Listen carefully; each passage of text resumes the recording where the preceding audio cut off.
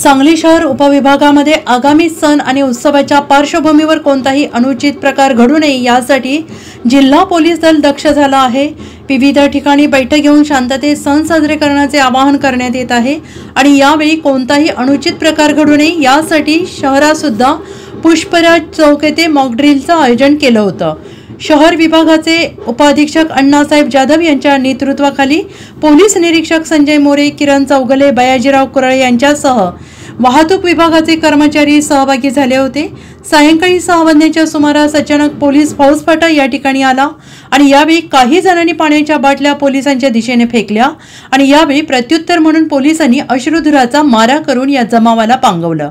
अचानक घडलेल्या प्रकारामुळे नागरिकांमध्ये खळबळ उडाली, मात्र हे प्रात्यक्षिक असल्याचं समजताच सगळ्यांनी सुटकेचा निश्वास सोडला। या मॉक ड्रिलच्या माध्यमातून एखादा जमाव जमला तर त्याला पांगवण्यासाठी या प्रात्यक्षिकांचं आयोजन केलं होतं आणि यामध्ये स्टन ग्रेनेड, स्टन सेल्स, गॅस थ्रस्ट याचा वापर करण्यात आला होता। यावरून गणपती आणि ईद ए मिलादच्या पार्श्वभूमीवर पोलीस दल पूर्णपणे दक्ष असल्याचं दाखवून दिल्याची माहिती शहर विभागाचे उपअधीक्षक अण्णासाहेब जाधव यांनी यावेळी दिली आहे।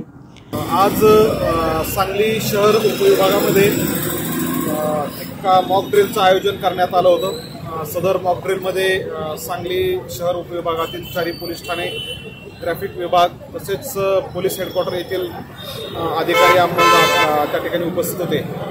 सदर मॉक ड्रिलच्या माध्यमातून एखादा बेकायदेशीर जमाव त्या ठिकाणी जर जमला तर त्याला त्या ठिकाणी तितर करण्याची जी कारवाई आहे ती आमच्या या ठिकाणी जवानांनी त्याचं प्रात्यक्षिक त्या ठिकाणी दिलेलं आहे। त्यामध्ये स्टन ग्रेनेड, स्टन सेल्स, गॅस गन या वेपनचा त्या ठिकाणी वापर करून कशा पद्धतीने जमावाला पांगवता येईल त्याचं प्रात्यक्षिक या ठिकाणी सादर करण्यात आलेलं आहे। यावरून येणाऱ्या या गणपती उत्सवात ईद ए मिलाद असेल किंवा येणारे अनेक सण उत्सव आहेत त्यामध्ये पोलीस दल व शहर विभाग त्या ठिकाणी पूर्णपणे तयारीनिशी सज्ज असल्याचं त्या ठिकाणी या प्रात्यक्षिकामधून दिसून आलेलं आहे। जय हिंद।